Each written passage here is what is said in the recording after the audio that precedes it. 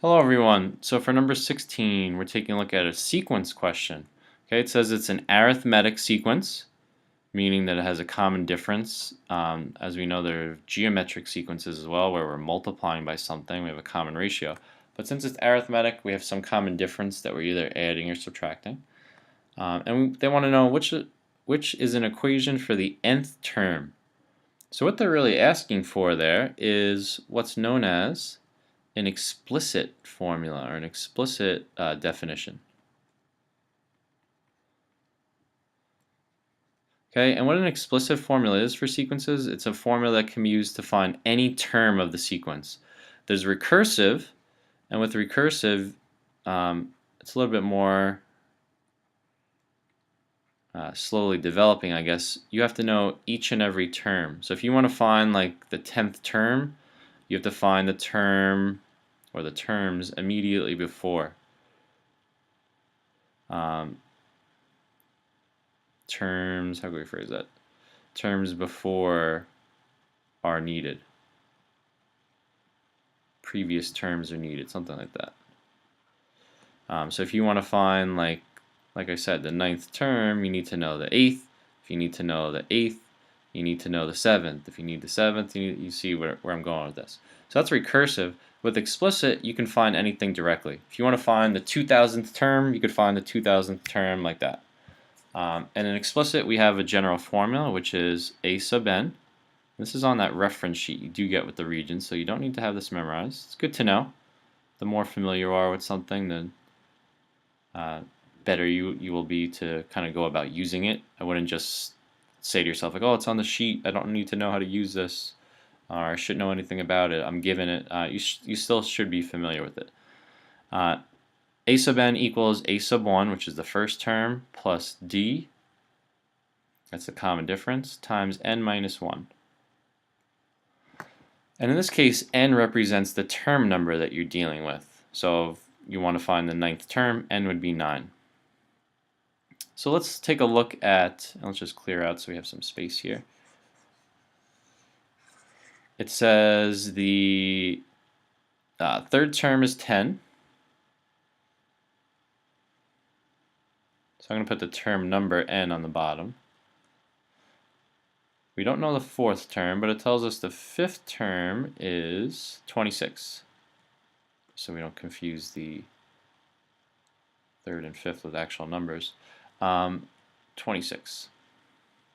So we're given very little information here. If you think about it, we need to know the first term. We don't know that. We need to know the common difference. We don't know that because common difference has to be between consecutive terms. What I do know is between two terms, there's a difference of from 10 to 26, or 26 minus 10. That's a difference of 16. In other words, 16 was added to get from one to the other. So if that's skipping 2 steps, so to go two terms in the sequence, you add 16. What is it between each step? You do that math in your head. 8. Plus 8 and plus 8 will give you that plus 16. So not that it's going to really help us too much, but the 4th term is 18. More importantly, we just found the common difference. We just found that between consecutive terms, there's a difference of 8, positive 8.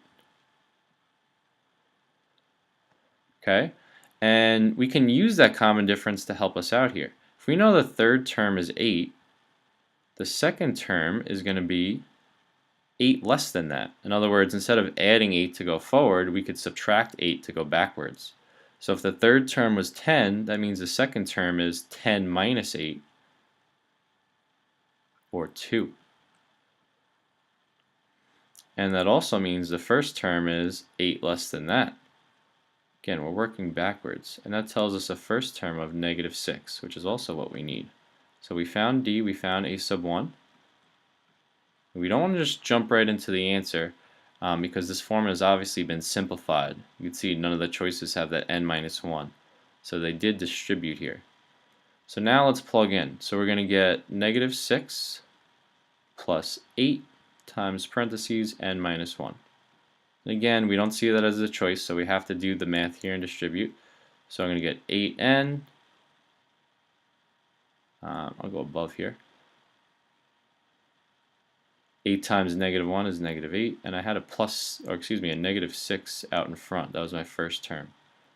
Okay, now I have to combine like terms. I have a -6 and a -8, which gives me a total of -14. And I'll put the 8n out front.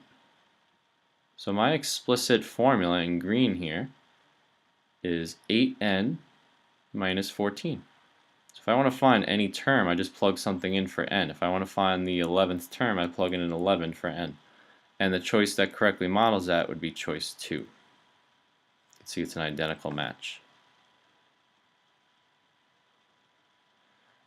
Be careful with using guess and check on a question like this, because if you just check by plugging in 3 and seeing which one works out to 10, there are a few choices that could do that. For example, choice 4. If you plug in a 3 for n, you'll get 48.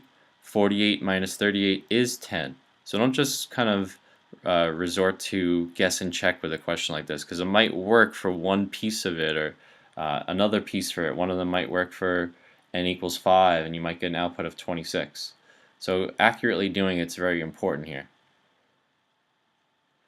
Okay, thank you for watching, and hopefully this helped you with sequences.